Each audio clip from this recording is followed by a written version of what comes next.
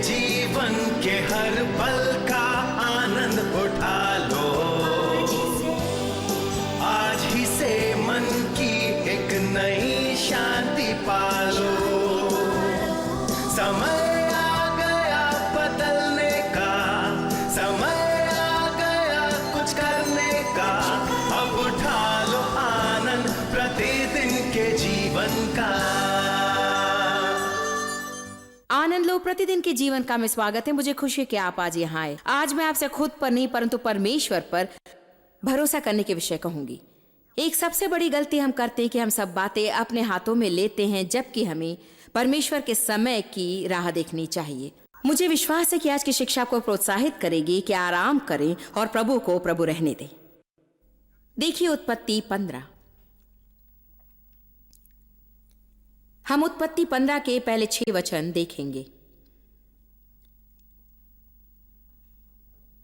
खुद पर नहीं परमेश्वर पर भरोसा रखें।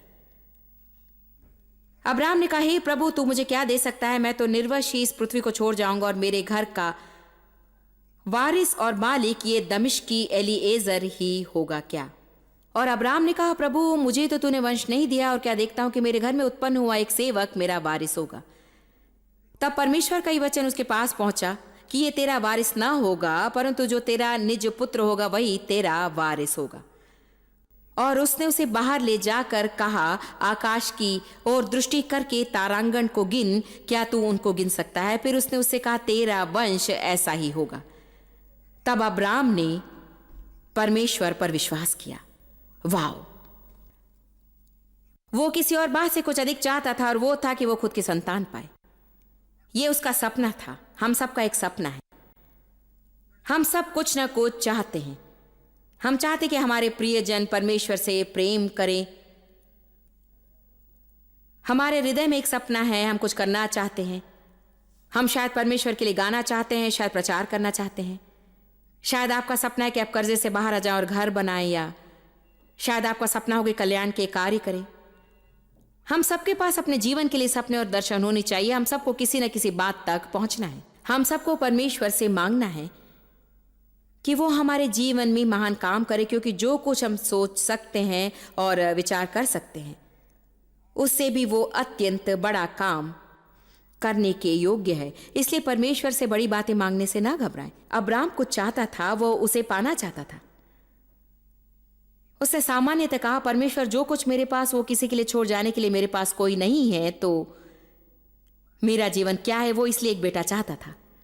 प्रभु ने कहा, जो तू चाहता है मैं तुझे वही दूंगा, परंतु नहीं कहा कि कब। क्या ये यहीं पर रुकावट नहीं है? आप अपने अंदर गहराई में जानते हैं, मैं जानती हूं कि परमेश्वर इसे करेगा। मुझे उस पर विश्वास है। मैं उसके वचन पर विश्वास करती हूं और विश्वास करती हूं कि परमेश्वर इसे करेगा। मैं नहीं जानती कि वो इसे कैसे करेगा और इसे कब करेगा। ये मेरे लिए असंभव लगता है। उस पर विश्वास रखें। अब्राहम ने परमेश्वर पर विश्वास रखा। परमेश्वर ने कहा, मैं इसे करूंगा, जो असंभव दिखता है उसे मैं करूंगा। परंतु अब अध्याय 16 देखिए। शरीर में आने के लिए उसे पूरा एक अध्याय भी नहीं लगा। मैं नहीं जानती कि अध्याय 15 और 16 के बीच कितना समय बीता, परंतु हम अनुमान लगाएंगे कि शायद ज्यादा समय नहीं बीता, क्योंकि हमारे पास अधिक समय तक राह देखने की योग्यता नहीं है। हम शुरू में उस पर विश्वास करते हैं, भरोसा करते हैं, उसकी स्तुति करते हैं और जल्दी ही हम बड़ा विचार प्राप्त करते हैं। क्या यहां कोई मेरे समान है? आपको बड़े विचार का अभिषेक मिला है? हाँ, हाँ, हाँ।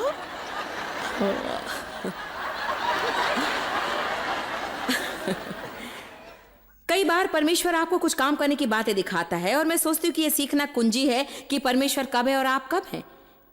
इसीलिए हमें सच में खुद पर बहुत अधिक भरोसा रखना नहीं है, क्योंकि यदि आप खुद पर भरोसा रखते हैं और छोटी सी बातों में आप बाहर आते हैं कि वो परमेश्वर था, वो परमेश्वर था, परमेश्वर था, जिसके कारण आप बस सोचते हैं क्योंकि आप इन छोटी सी बातों में से होकर जाने जो कि परमेश्वर था। कदम बाहर निकाल कर ढूंढने में मुझे कोई समस्या नहीं है, सच में नहीं है। मैं कई बार सोचती हूँ कि यदि आप सोचते हैं कि कुछ परमेश्वर की ओर से है, बस एक ही तरीके से आप इसे खोज सकते हैं और वो है कि आप बाहर जाकर देखिए, परंतु आपको सावधानी से कदम निकालना होगा, फिर आपको कदम वापस लेकर कहना होगा कि ठीक है, हम यहां वापस जाएंगे, फिर जाएंगे और प्रभु से ताजा वचन प्राप्त करेंगे। हमें बस इतना ही सीखना है कि परमेश्वर का अनुग्रह किस पर है और उसका अनुग्रह किस पर नहीं, से जानने के लिए जागरूक हो जाएं। आप जागरूक रहना सीखें कि बादल कब चल रहा है और कब बादल नहीं रुका है, और हमें उसके नीचे रहना है। हमें सावधान रहना है कि हम संदूक को किसी नई गाड़ी में रखकर उसे घुमाने की कोशिश ना करें। आप में से कहीं नहीं जानते कि मैं क्या कह रही हूं, परंतु दाऊद वाचा का संदूक वापस शहर में लाना चाहता था और परमेश्वर ने जिस तरह बताया था उसे उस तरह से लाने की बजाय, जो कि संदूक परमेश्वर आगे था, वो नियंत्रण कर रहा था। उन्होंने एक नई गाड़ी बनाई, वो कोई पुरानी गाड़ी नहीं थी, उन्होंने नई गाड़ी बनाई थी। वो अच्छा था, एक अच्छी नई गाड़ी थी, और उन्होंने संदूक गाड़ी में रखा और कोई बग्गी में सामने बैठा और उसे चलाने लगा।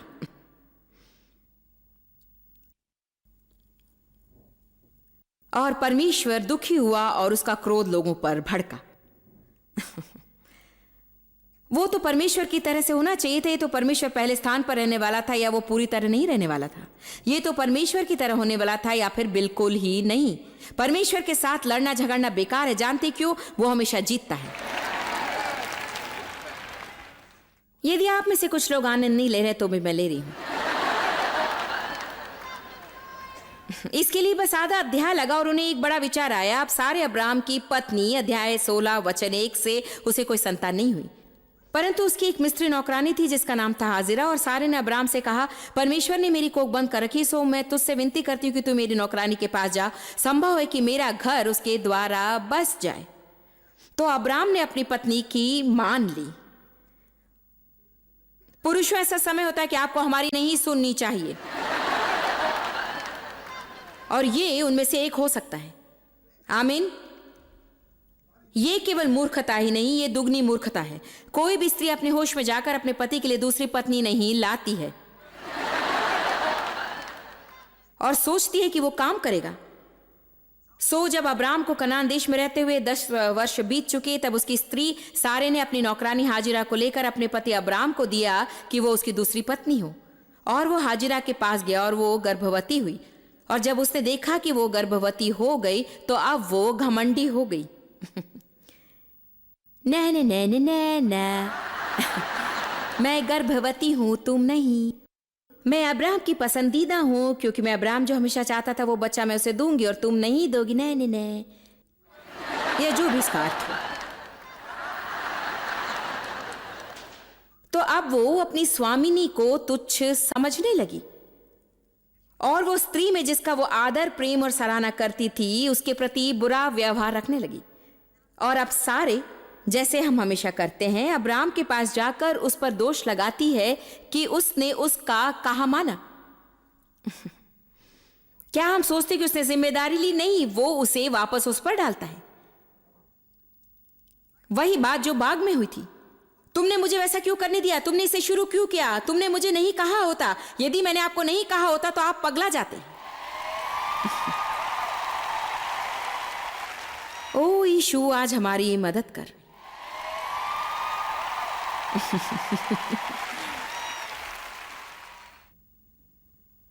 फिर ये आगे बढ़ते चले जाता है। उसने इश्माइल को जन्म दिया। और ये यहां बड़ा अजीब है।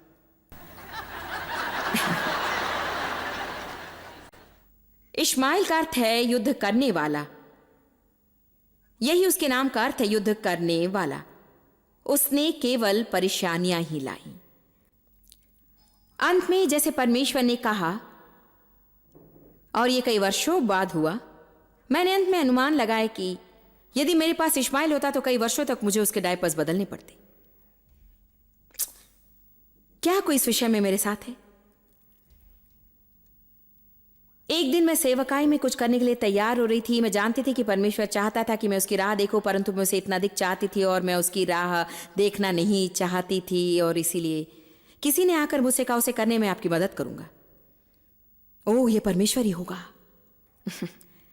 परंतु गहराई में जानती थी कि ये नहीं है, और मैंने सच में महसूस किया कि यदि हो तो परमेश्वर अपने स्वर्ग के सिंहासन से नीचे झुका, और मैं महसूस कर सकती थी कि वो मेरी ओर देख रहा है और मुझसे कह रहा है कि तुम मेरी सुनो। जो आप शरीर में शुरू करते हैं उसे आप शरीर में खत्म करते हैं। 1 मिनट के लिए भी ये मत सोचना कि तुम इसे शुरू करोगी और फिर मैं आकर इसे आशीष दूंगा क्योंकि तुम चाहती हो कि मैं आशीष दूं।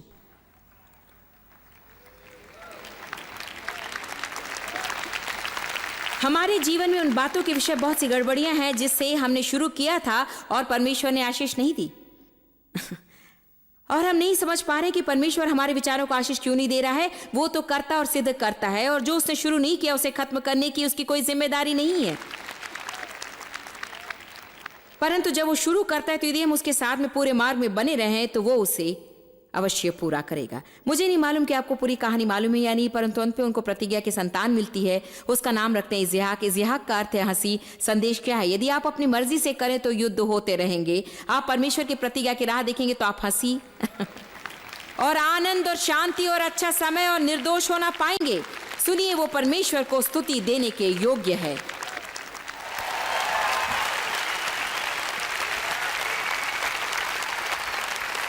जानते हैं कितना कठिन है कि आप किसी के लिए प्रार्थना करें और उन्हें ना बदलें।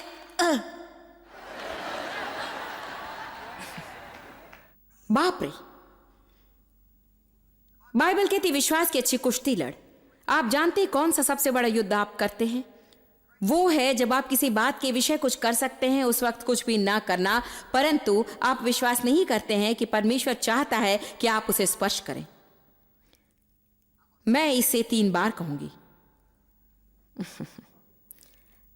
विश्वास का अच्छा युद्ध लड़े। सबसे बड़ा युद्ध तो वो होगा जब आप कुछ कर सकते हैं परंतु आप कुछ न करने के लिए लड़ते हैं, परंतु आप जानते हैं कि परमेश्वर ने आपको उसे स्पर्श करने से मना किया है। क्या चाहते कि मैं आपको एक उदाहरण दूं? मत्ती 26। ओ सुनिए, पवित्र आत्मा इसे हमारे मोटे दिमाग में बैठा दे, मुझे बदल दे।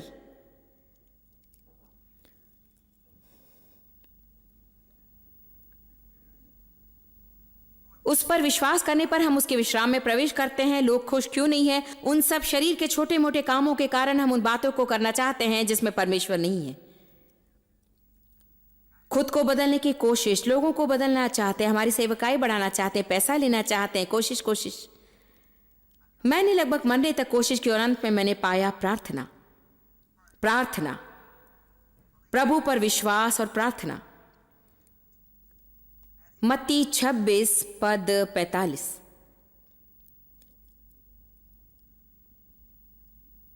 फिर वो चेलों के पास वापस आए और उससे कहा, क्या तुम अभी भी सो रहे हो और विश्राम कर रहे हो? देखो, घड़ी आ पहुंची और मनुष्य का पुत्र पापियों के हाथ पकड़वाया जाता है, जिनका मार्ग और स्वभाव तो परमेश्वर के विरुद्ध काम करता है। उठो, चलो, देखो, मेरा पकड़ने वाला निकट आ पहुंचा है। वो ये कह रहा था कि देखो, यहूदा जो बाहरों में से एक था आया और उसके साथ महायोजकों और लोगों के पुरनियों की ओर से बड़ी भीड़ तलवारें और लाठियां लिए हुए आई। उसके पकड़ने वाले ने उन्हें ये पता दिया कि जिसको मैं चूम लूं वही है, उसे पकड़ लेना। और तुरंत यीशु के पास आकर कहा, हे खबी, नमस्कार, अभिवादन, तुझे तंदुरुस्ती मिले। और उसको गले लगाकर बहुत चूमा, नकल की कि समर्पण के साथ कर रहा है। और यीशु ने उससे कहा, हे मित्र। ये अद्भुत है कि यीशु उसे अभी भी मित्र कह रहा है। जिस काम के लिए तू आया है उसे कर ले। तब उन्होंने पास आकर यीशु पर हाथ डाले और उसे पकड़ लिया। और देखो, यीशु के साथियों में से एक ने हाथ बढ़ाकर अपनी तलवार खींच ली और महायाजक के दास पर चलाकर उसका कान उड़ा दिया। तब यीशु ने उससे कहा, अपनी तलवार काठी में रख ले, क्योंकि जो तलवार चलाते हैं वे सब तलवार से नाश किए जाएंगे। क्या तू नहीं समझता कि मैं अपने पिता से विनती कर सकता हूं और वो स्वर्गदूतों की 12 पलटन से अधिक मेरे पास अभी उपस्थित कर देगा? परंतु पवित्र शास्त्र की वो बात ऐसी ही होनी आवश्यक है, उसे ऐसी ही पूरी होना है। उसी घड़ी यीशु ने भीड़ से कहा, क्या तुम तलवार और लाठी लेकर मुझे डाकू के समान पकड़ने के लिए निकले हो? मैं हर दिन मंदिर में बैठकर उपदेश देता और तुमने मुझे नहीं पकड़ा, परंतु ये सब इसलिए हुआ कि भविष्यद्वक्ताओं के वचन पूरे हों। तब सब चेले उसे छोड़कर भाग गए और यीशु के पकड़ने वाले उसको बंदी बनाकर ले गए। मैं सोचती हूं कि हमें इसकी कल्पना करनी चाहिए। यीशु सर्वशक्तिमान परमेश्वर, परमेश्वर का पुत्र, सर्वोच्च यहूदा द्वारा पकड़वाया जाता है, जो उसका मित्र होने का दिखावा करता था। उसने इन चेलों को परमेश्वर पर भरोसा करना सिखाया था, और जैसे ही मुश्किल समय आया उन्होंने सब बातें अपने ही हाथों में ले ली और उसी समय उन्होंने हमला करने की कोशिश की। हमारा शरीर हमेशा हमला करना चाहता है। प्रभु का धन्यवाद हो कि आप मेरे साथ वैसा व्यवहार नहीं करेंगे और उसके अनुसार नहीं करेंगे। मैं और परमेश्वर की राह नहीं दे सकती कि वो मेरी रक्षा करे। मैं खुद तुमसे बदला लूंगी।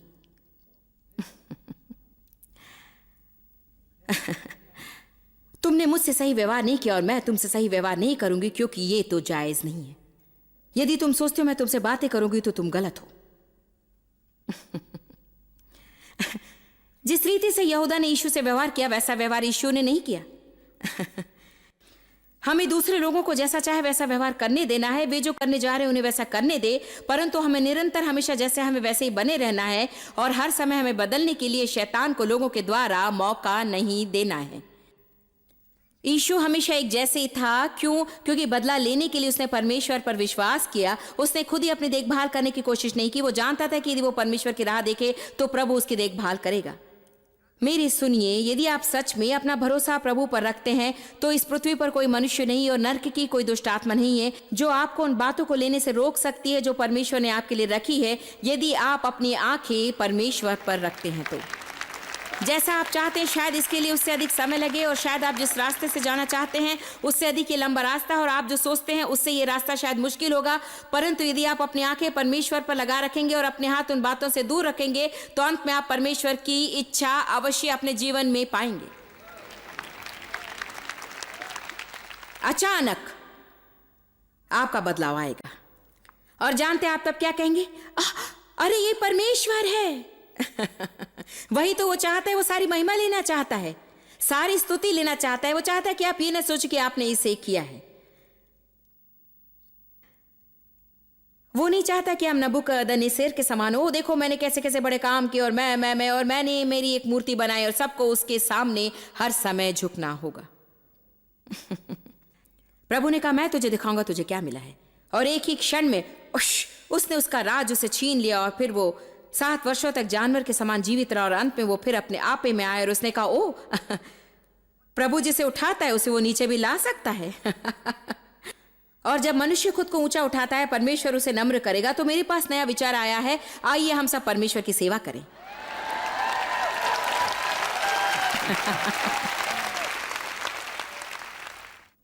अब इसे देखिए, तो पतरस, हम इसे ऐसे नहीं रखते। यीशु ने कान उठाकर कहा पतरस, हम इसे इस तरह से नहीं करेंगे। अब सुनिए, यही मुख्य बात है। उसने कहा क्या तुम नहीं जानते कि मैं इसे रोक सकता था? क्या तुम जानते हो कि मैं छोटी सी क्रिया करता और इन बातों में से होकर नहीं जाता था? क्या तू नहीं जानता कि यदि मैं चाहूं तो 80,000 स्वर्गदूतों को बुला सकता हूं, परंतु यदि मैं वैसा करूं तो मैं प्रभु की इच्छा में नहीं रहूंगा। इसलिए मैं मुश्किल रास्ते से जाऊंगा, मैं परमेश्वर की राह देखूंगा। हालांकि मैं इसे कर सकता हूं, मैं शरीर में काम नहीं करूंगा, प्रभु की राह देखूंगा, क्योंकि केवल उसी तरह से सारी धार्मिकता पूरी हो सकती है। एक ऐसा मार्ग है जो मनुष्य को सही जान पड़ता है, परंतु उसके अंत में विनाश है और कई तरह की विपत्ति होती है। विश्वास का अच्छा युद्ध लड़ें। आपके जीवन में सबसे बड़ा युद्ध है, और वो युद्ध होगा जब आप कुछ कर सकते हैं उस वक्त कुछ नहीं करना। क्यों? आप जानते हैं, आप भीतर में जानते हैं परमेश्वर कह रहा है उसे छोड़ दो और मुझे ये करने दो। अब मैं थोड़ा संतुलन चाहती हूं। बाइबल हिम्मत के विषय बताती है, बाइबल नम्रता के विषय बताती है। नम्रता परमेश्वर की राह देखती है, हिम्मत कदम बढ़ाती है। आप दोनों को साथ में रखकर भी प्रभु की इच्छा कैसे पूरी कर सकते हैं? आप राह देखना और आगे बढ़ने को कैसे एक साथ मिलाएंगे? क्या आप नहीं सोचते कि ये सब हम लोगों के लिए चुनौती है? हम राह देखना चाहते हैं, परंतु कई बार हम नहीं जानते कि कहाँ राह देखना और कहाँ कदम उठाना है। कई बार हम नहीं जानते कि कहाँ शांत रहे और कहाँ बोले। कई बार हम नहीं जानते कि कब किसी को कौन सी बात बतानी है और कब नहीं बोलना है। कई बार हम नहीं जानते कि कब किसका सामना करना है और कब परमेश्वर की राह देखनी है। निश्चय ही ये हम सब के लिए चुनौती है, जिसमें मैं भी हूँ। इसीलिए हमें परमेश्वर के सामने नम्रता में चलना है और आपको अपने मार्ग उसे समर्पित करने हैं। यदि आप परमेश्वर की ओर से सोचना पाते कि ये काम नहीं कर रहा है, तो आपको किसी भी क्षण वापस जाने के लिए तैयार रहना होगा। आपको बताऊं ये कैसे मेरे व्यवहारिक जीवन में काम करते हैं, और ये इतना व्यवहारिक होगा कि आप इसे समझ सकेंगे। कई वर्षों पहले जो कुछ मुझे चाहिए था उसके लिए मैं 3 हफ्तों तक लड़ने के लिए तैयार थी।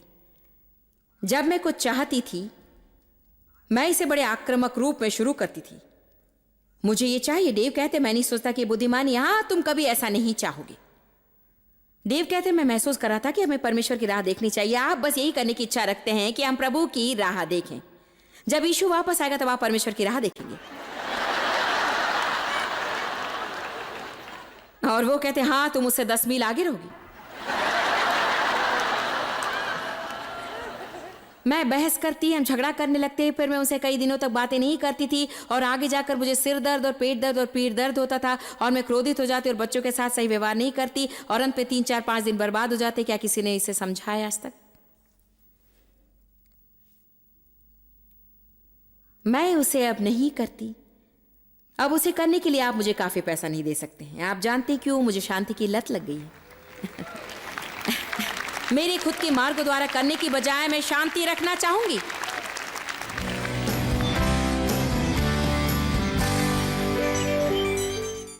पिता, हम यीशु के नाम में तेरे पास आते हैं और विश्वास करते हैं तेरे वचन पर, जो कहता है कि तेरे कोड़े खाने से हम चंगे और स्वस्थ हुए हैं। यीशु, तू आज, कल और युगान युग एक जैसा है। मैं विश्वास करती हूं कि तूने लोगों को चंगा किया। बाइबल में हम चंगाई पाए लोगों की गवाही देखते हैं और मैं विश्वास करती हूँ कि आज भी तू वही करना चाहता है। इसलिए आज हम हमारा विश्वास तेरे लिए खोलते हैं, हमारा हृदय खोलते हैं। और मैं अब उस हर एक व्यक्ति के लिए प्रार्थना करती हूँ जो बीमार है, जिसके शरीर में दर्द है और जो रोगी है। और मैं कहती हूँ कि चंगे हो जाओ यीशु के नाम में।